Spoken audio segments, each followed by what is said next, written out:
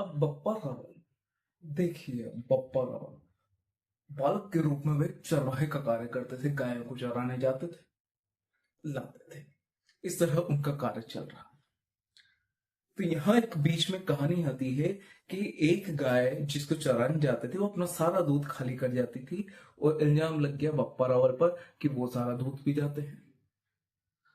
तो सबने उनसे पूछी तो उन्होंने कि यार इसकी तो जांच पड़ताल करनी पड़ेगी। तो अब बप्पा रावल ने जब देखा तो वो गाय क्या करती थी, अपना दूध एक पत्तों से, पत्तों का ढेर था उसके ऊपर छोड़ रही थी। जैसे उन्होंने, बप्पा रावल ने उन पत्तों को हटाया, उसके नीचे से शिवलिंग निकला। गाय शिवलिंग पर वो दूध अर्पित करती थी। वहीं पर तपस्या करते हुए हरित ऋषि ने ये सब घटना देखी।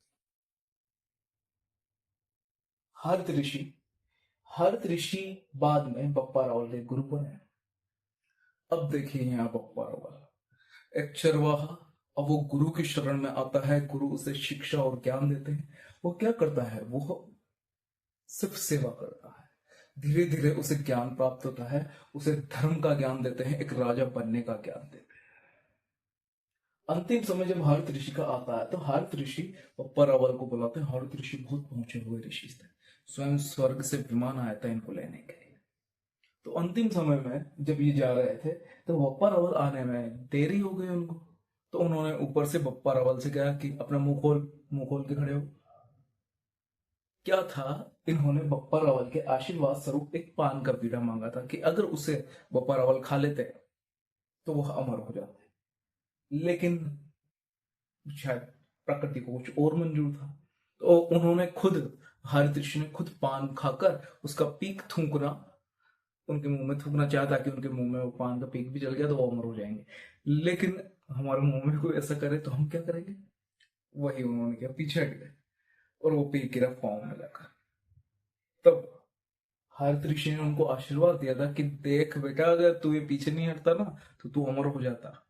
लेकिन चल कोई बात नहीं, तेरे पाँव में भी वो पीक गिरा है ना, तो तू जहां खड़ा होगा वो राज्य तेरा।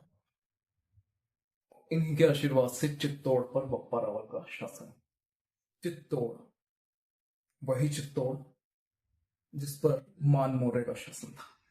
मान मोरे मामा, धीरे धीरे उनको अब पता चला, देखिए वो बाहुबली पिक्चर की तरह, कि उन्हें पता चला कि वह कोई चरवाहे नहीं है, वह तो एक राजा के पुत्र हैं।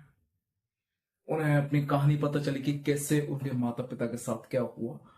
अब बात न्यू थी कि बप्पा रावल या तो प्रतिशोध में अपना बदला लेने के लिए लड़ाई लड़ते, लेकिन उन्होंने ऐसा नहीं किया।